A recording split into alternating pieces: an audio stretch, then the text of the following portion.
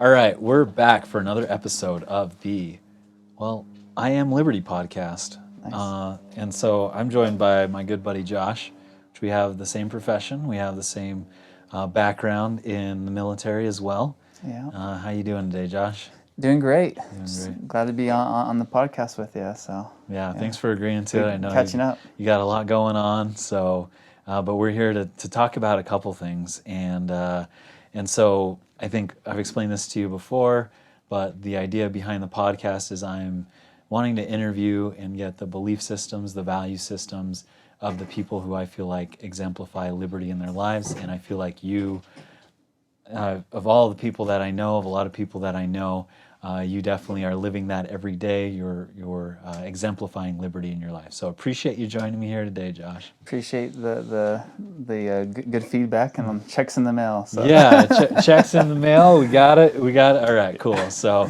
I forgot what else you wanted me to say. So we're good. So let's have you introduce yourself. What are you up to these days, Josh? Yeah. So. Over the You're past, like so much I can't.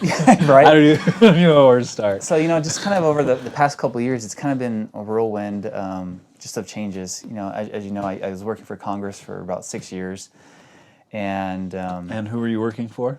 So it was Congressman Chaffetz at the time. He's no longer in Congress, and then I also worked for Congressman Curtis. I helped him set up his office and doing director of operations and stuff with them. But one of the pieces I think is kind of relevant here is I helped veterans and people who had issues with the government agencies. And so it is called congressional inquiries, where let's say a veteran had an issue of getting their benefits or just got screwed over in the military, and it's obviously that something's going on, but they just can't get through the bureaucratic red tape. And so we'd go in and we do these congressional inquiries where we would force the agency to actually respond. Because you just have, your Joe Blow, no one's going to listen, and so we would force that and get responses, and then we start investigating, okay, what really went on, gathering information, and then trying to help those individuals. And sometimes it was a simple thing of some veteran getting their bonus that they were promised, like $20,000 or something, or it's their benefits, from the VA. In some cases, it's more serious, as like they were kicked out, incorrectly, whether it should have been like a medical discharge, rather they were just dishonorably discharged. So there's all sorts of these little things that we kind of went through. But politics kind of took its toll after doing that for 6 years, and during that time frame, I had real estate business, but I wanted to focus, what I was doing, on the real estate side around, the veterans and helping that, and that kind of opened the door with working with Vet Cave. And so Vet Cave is an organization where we go around helping these veterans who suffer with PTSD, because we felt like there's a group of us that were screwed over, and I feel like you felt some of that, from our conversations. I felt that, which is what got me working for Congress in the first place.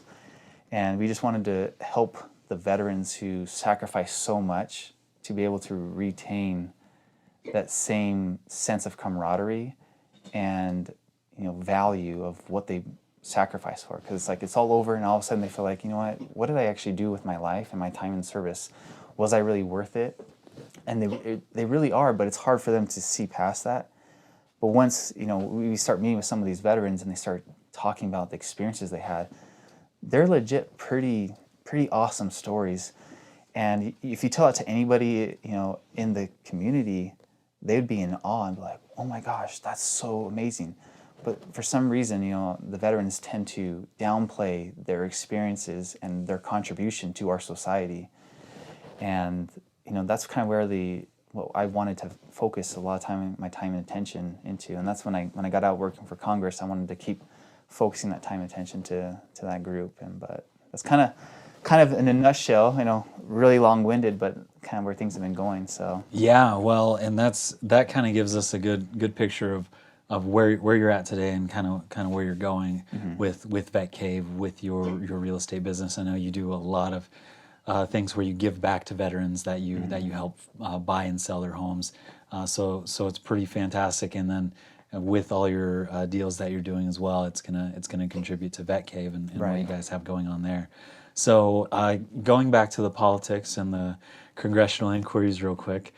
So you helped a few veterans, a number of veterans, get those congressional inquiries where you actually saw results, not like some of these like Yeah. congressional inquiries that just really lead to nowhere, right? That you Right. see like broadcast. So is that something that veterans still have access to, or Yes, yeah? 100%. Now, I'm going to say I think I did a better job than some people who do it, but just I had that passion behind it, Well, yeah, follow being a through. veteran, you were able Right. to relate to some of those ways you can get screwed over. But So. it's still a great avenue, just because, and I know a lot of the offices here in Utah, especially, and they really want to help, the veterans and really all their constituents. But so it's really a simple process. Is if you have an issue and you're just like, I'm not getting the response. You try to go through, for instance, veterans, you try to go through your chain of command, and they're trying to help you, but they're not getting response, and it's just like, well, what do I do? It's been a year, or two. We had one example was this guy was getting paid the wrong rank for 2 years, and they couldn't. And I'm guessing it wasn't a higher rank then. It was a higher rank. It was a It higher was, rank. Oh. and so But then if once they find out, they're gonna want all that money back. and so there's Problems. he was promoted, but there's issues with paperwork, and then he was deployed, and then trying to get everything figured out. It's like, dude, I'm deployed. I'm still deployed. I'm trying to get this resolved. No one's taking care of it. They're like, yeah, we'll take care of it later on. Well, he reached out. It took a few months to get in touch with people, but we sent an inquiry into the Army and out in DC, and then they had their liaison respond back, and we were coordinating. Then they go back to the issue with the companies and payroll and all that stuff, and he got it taken care of. And not only did we take care of that, but he was also owed some bonus, and so he had this huge paycheck. He was getting paid for as a colonel, but he should have gotten paid one rank lower, and so that's a big paycheck, especially if you're deployed. But there's a few instances like that do occur. One of the ones I thought was like most emotional, like for me, was there was this guy who had been actually gone through one of the congressional offices and is getting the runaround for years. And I come in and I see like this length of documentation and everything, and he had been kind of like to the point. It's like, look, this is my last ditch effort, to try to push through. So he contacted me, and then we started the process. He had been, he was demoted, and then he was kicked out dishonorably. But what had happened is that he was in the Marines, and there's this mentality of like, walk it off, and he actually had a turret turned while he was working on it, which wasn't supposed to happen, and actually crushed part of his back. And so he had this dislocated, vertebrae and stuff like that. But at the time, his commanders was like, suck it up, we got a job to do. I don't see it, yeah, you got bruised, we're good, type of thing. And because he refused to do PT, then he was like, okay, I'm demoting you for insubordination type stuff. But no one could get the runaround because everybody seemed to like, documentation kind of disappeared. And it almost felt like it was being padded by buddies or something like that to avoid any scrutiny. And so we finally get it pushed through, and because we were missing documentation, we were able to get his dishonorable discharge changed to medical discharge. And then we went back and started working on his rank to be changed back to sergeant. And so that took an extra couple months. Like, well, we closed this out. I thought we're all good now. I'm like, no, we have this other issue. But for him, he's like, I spent 6 years trying to resolve this. He's already out. He's been out. And he's like, finally, we're able to get someone to just listen. And I think that's the biggest thing is like, especially like in government, is that there's so many moving parts. It takes a lot to push things around. But having someone, that really cares about you. And I felt the same way a lot of times, because when I first got into the military, I had a lot of issues with, certain things. Like I was supposed to have student loan repayment, and I was actually supposed to go to one MOS and didn't actually get that MOS.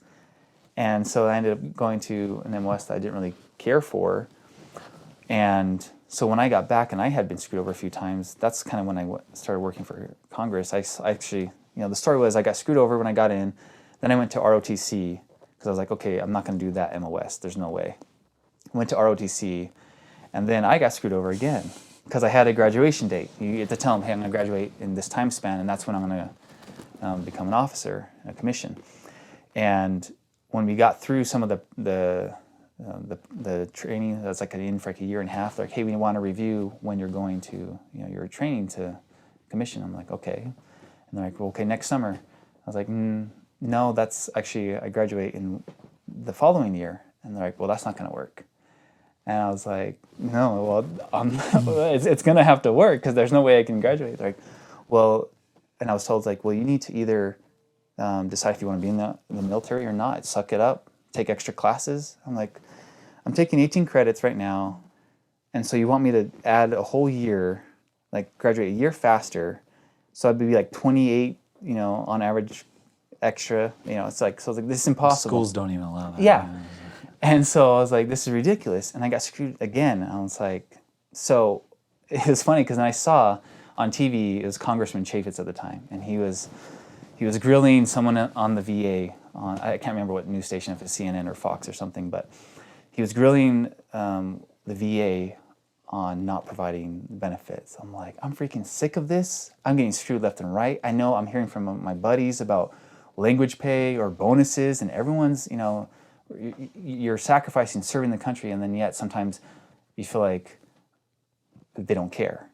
I'm stuck in this, downward spiral trying to get some help that I'm promised I'd get paid, And so I saw him on TV. I'm like, I want to go work for this guy. And so my last class, I just had one class left to graduate at that time. I was doing a double major, and I decided, I'm just going to just take one class and graduate. I was doing international relations, and so I took a internship with them. And then just 2 weeks in, I got hired on, and they had me assisting the veterans. I'm just like, wow, this is really cool. And then I started thinking to myself, I'm like, what did I get myself into? Because I find politics fascinating. I love it. But at the same time, it's like a love-hate relationship where there's so many people in politics that just, try to destroy other people. And I don't believe in that. I came in wanting to make a difference and help people out. And that's where it came into play, where I was like, I can actually make a difference where I was screwed over and a lot of other people have no answer. Because how many times have they gone to their company and said, hey, I want some help. And their company's trying to help them. And they try to go through it, but they're just, somehow it gets lost, in the big brother, I guess you can say. So, but... Yeah. I always have a hard time saying bureaucracy, but try spelling it. Yeah, with a French background maybe. But that's exactly what happens, right? Because the top has the priorities, right? Right. And so the leadership, to the lowest level, they're receiving their priorities from the top. And so if you try and address something from the bottom up, it's going to get lost. It's not going to become a priority. They're going to be like, well, who cares? Mm-hmm. Suck it up. Right. You're a soldier. You signed your life away. We own you. Get on with it. But, and we all have those experiences, right? Where the military, maybe they make these promises and then they renege on those promises, and it just gets super frustrating. But Mr. Emfield, you did something about it, which is pretty badass in my opinion, because you saw the problem, you plugged into Big Brother, if you will. For 6 years, you were fighting the bureaucracy.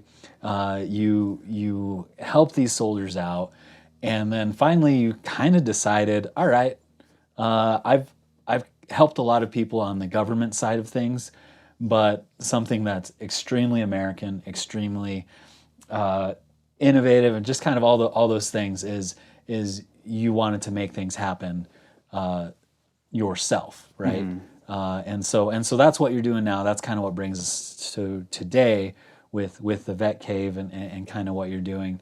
how you're helping veterans. So tell us a little bit about what your new mission is now that you've kind of unplugged from the congressional side of things and helped people on that side. So what's the mission? What's the goal? What are the values, and kind of what are you hoping to accomplish with that? Right. And so, and I'm sorry that you had to go through all that. Oh yeah. I know some of the stories you told me too. Yeah, we've all got stories. It's man. like almost every veteran. And yeah, it's just like, wait, oh yeah, you guys could too, me too. Yeah, it's kind of like a brotherhood. Try being, exactly. Like, I think I was like 24 years old, and I get stuck with like a $10,000, like, you owe us $10,000 because you switched MOSs. Oh my and gosh. I'm like, I switched MOSs because I got back from AIT, and you guys didn't have a job for me. You no longer had a spot for like the job that I signed up for, and now I owe you guys $10,000. Like, what? I'm 24. I don't have 10,000. That was spent. Like, like, so how am I going to come up with $10,000? So luckily that was addressed. But it definitely wasn't addressed from the top down. I opened all these inquiries, and I don't think you were around at the time when I was fighting those battles. But I wish I would have had you on my side. So yeah, we've and that's just like scratching the surface, right? That was like 1 year in. So and it just keeps then I got 11 more years after that to have fun and have experiences and really learn how not to do things in a lot of ways. And it's I love so many aspects of the military, but most part is like I love the people who are there. And I got out of the military, had a year break in service. Because I just had to just kind of figure out, okay, what do I want with my life? And I kind of realized, for me, it was good for me to get back in because I feel like I could still touch the lives of many of the veterans through being, the MRT.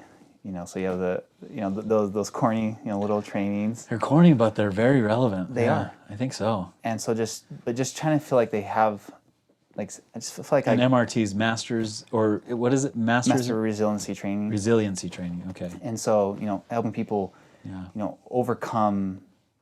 It's not necessarily like a fix for PTSD, but helps people learn how to manage their emotions, and look at a situation in a different perspective, different light. Try to be a little bit more positive, and learn how to, release tension and stress and anger. In a healthy manner. And that's where I kind of think it's very relevant with Vet Cave, because really a lot of where the tension lies is when the veterans don't feel like they're heard and understood. And that's where we get to talking about Vet Cave. And so the whole idea of the Vet Cave is to have a place of refuge. So whether you have PTSD or not, but just creating a safe space where you feel comfortable to just regather yourself, separate yourself from what's stressing you out, have memorabilia on the walls that remind you of the good things you did do in the military, because really, again, you bring that information to anybody who's in the civilian sector, and they're like, oh, that sounds like so cool. It's like irrelevant is the word. Yeah, irrelevant. if you're applying for a job, probably, yes. But they're like, that sounds so awesome. But like simple things of like, I did a mission in, Gabon, Africa, and I tell people about that, and I'm like, yeah, it's just another ODT mission, and they're like, people with the civilians like, that is so cool. Yeah. So you were like over there doing, that spy stuff. I'm like, not really. I was just interpreting, but that's how they see, the situation. But still, pretty unique experience. It really is. Because you're interfacing with the locals and kind of this official capacity. Yeah, right. Super unique, super incredible. But I think what Vet Cave is it's empowering the veterans and rebuilding that sense of community with the veterans, but also with the civilians, because a lot of civilians are like, okay, well, what's the difference? I mean, they don't know the difference between National Guard, Reserve, active duty. What is PTSD or PTS? A lot of times we'll say it incorrectly, or thank you for your service. They don't know what to say. They don't understand what it's like to go through that constant state of stress where you're always on alert, whether it's from being overseas or constantly dealing with drama in the military. It's like, oh, here we go again. resubmit, the training or resubmit application, and yeah, you owe us $10,000 because we don't provide the job that we said we'd give you and pay you for. It just constant, issues like that. And so the idea is we bring the community to come help build these sheds for the veterans, and we tell the story of these veterans. And when you do that, the veteran just immediately feels like, I'm valued. And with so many veterans, who feel like suicide, taking their life, is the only option, this gives them a sense of purpose, regaining that sense of purpose. And it's like, okay, I am important, and what I did does matter. And not only that, but we connect them with local business developers who can help them build a business, because a lot of times the people with PTSD struggle to maintain a job. They don't interact well with other people because they don't understand, and so sometimes they may react in a manner that the civilian population doesn't understand and will take that as aggression. And so what we're trying to do is offer an opportunity for them to be able to get trained and work from home, or start a business out of their vet cave, and connect them with the business leaders in the community to help them up that process. But also just reconnecting them with veterans in the community, because a lot of times when the veteran leaves the service, they lose. You have this tight knit group where it's like you see them constantly, and you're willing to die for each other, and it's just that's hard to come by. And then all of a sudden you have all this structure, and then you get out, no structure, no one's there. The civilians don't seem to have that same sense of rapport with you, and relationship of trust, and like, yeah, I'd die for you. Not your average person is willing to die for someone else that they don't really know, and not family, And so there's that loss, and then you're doing something so important, and then it's just gone, and then you just feel depressed. Well, because in the military, it's like, if you're going through like a shitty circumstance, at least you're all going through the shitty circumstance together, right? Yeah. So you're suffering. There's the suck. There's all this crap that's coming downhill, and you're kind of at the bottom of the hill, like waiting for it to hit. But then you're at least waiting with others, right? Right. And you get out of the military, and it's maybe gone. Like you feel like you're alone. You feel like there's no one else around, and it's really hard to relate to those. I guess the people who maybe are immediately around you. Yeah, So. you might be like on a training, and you're literally freezing your balls off. Yeah. And you're all standing there like, hey, let's all snuggle. And for veterans, they get that sense, because they're just like, whatever, I'm just trying to survive here, But you get into community, and you can't act that same way, and with people who don't go through that same experience. And yeah, just like you said, and so that's the whole purpose of the Vet Cave and the community, is reconnecting those veterans. And it's funny, because both my experience in doing Vet Cave, but also in Congress, is I've helped a few people, and then they come over and like, hey, I have a buddy of mine who needs some help, right? I remember in Congress, this guy came in, I helped him fix something, and then he brought his buddy that was just suffering, and he was helping his buddy out. I could see just like instantaneously his demeanor, like the depression, the stress, just lift, because he had that purpose. He's like, I'm doing something for another veteran. And I was just like, that's kind of like where it kind of hit me. And I was like, I want to do something on the civilian side and connect those pieces. And that's when I got with Leo, and he was going through some hard times too, personally. And he had this Vet Cave idea. And so I was like, dude, I want to be part of this, because I know that as veterans, once you get an opportunity to help another veteran out, you help the veteran get out of his slump, but then you also lift yourself out too. You forget yourself, and you embody that mindset of serving others, and you do that, your sense of purpose has returned, and that's what Vet Cave is all about. And so one of our initiatives I told you about is, we do these sheds. That takes a lot of time, money, effort that we coordinate with corporations, and we accept corporations assistance, especially if they have an employee. that they want to build a shed for.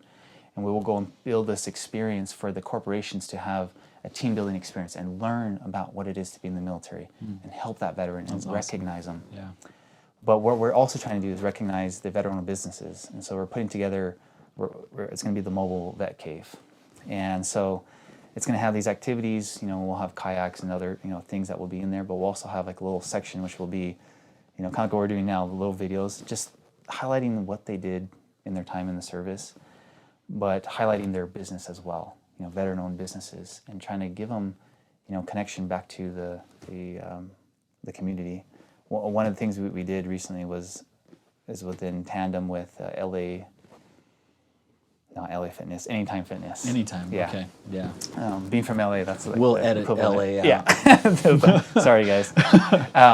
But Anytime Fitness, and then we have this rotation where we're getting veterans, we're inviting them over to come exercise together, which is also great, way to kind of overcome, that depression and, anxiety, Yeah. PTSD. Exercise is huge. I know you're exercising plenty. I'm trying to keep up. You're with just you. wearing a baggy shirt, man. Yeah. but it was really good. Yeah. We had that community, and it's just like they just started connecting, talking. I love observing from like a distance and just watching, and like you see them get out of their shell and reopen up, and it feels like they haven't done that in time. It's been a long time, and that's what we want to do. Whether it's like activities indoor, outdoor, whatever it is, but reconnecting the veterans, making them feel important because they are, and Leo and I are talking about, rather than talking about PTSD, let's talk about PTG, post-traumatic growth. Instead of focusing on what's wrong, let's focus on what you've overcome and getting you over that. Leo and I might have failed in the last episode talking about PTSD too much, but I do like that. We did cover on that growth, and so you're connecting people, you're connecting veterans with business owners and others who are successful. And I think one of the keys in that is when you make those connections, whether it's with other veterans, successful business owners who maybe are in the same field as a veteran is interested in getting into, Right. something like that, we start to see that, it's like, okay, so we have these desires, we have these goals, we have all these things that we want to deal with, but the people who maybe seem like they have what we don't and we want to get to their level, you'll meet them and you'll be like, oh, they're just regular people, right? I mean, Right. We're talking about the vet cave, and we know that just like what makes the vet cave what it is the people in it, right? Just regular people trying to do good, trying to help others. And so yeah, I'm super excited for these initiatives that you guys have going on, and so hopefully we get to see the mobile vet cave here pretty soon. It's gonna be decked out. Yeah, It's gonna be awesome. Gonna be decked out. You're gonna go to veteran-owned businesses. You're gonna highlight those businesses. What advice, we've got like maybe a minute left, but what advice would you give to a veteran that maybe wants to get connected to Vet Cave or start their own business? What would you say is like a great place to start? Yeah, I mean, we'd tell them just to look us up, go to our website, follow us on any social media platform, and get some tricks about what do you do to get that initial start, because that's the biggest part with the veterans is I don't know where to start, so they don't get that initial step. Reaching out to us is going to be that first step, and we can connect you with the people in the business realm that will match with you. And we've done this with some of our caves where, our vet caves where, someone focuses on training dogs, so we connect them with dog trainers. Or, they want to focus on professional development, so connect them with coaches and all that. And so really just reach out to us, and we want to build that community. And if you have ideas, run them by us. A lot of times people are like, oh, I thought this was a cool idea, but I don't think it's going to happen. It's just don't sell yourself short. If you have something you like and you love, there's a way to make that work. So just connect with us so we can help you, fulfill your dreams and passions. And we talked about this. Military tends to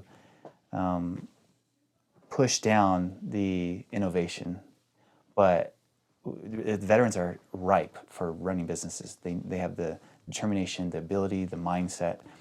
But sometimes they let themselves, be told that, no, you can't be done, because that's what they've been instilled in the military. Conditioned to, yeah, Right. yeah. So But appreciate taking the time to be with you today, brother. It's good yeah, it was a seeing good you. conversation. Yeah, But yeah, let's Great, man. keep things going. Yeah, for sure. Appreciate it, man.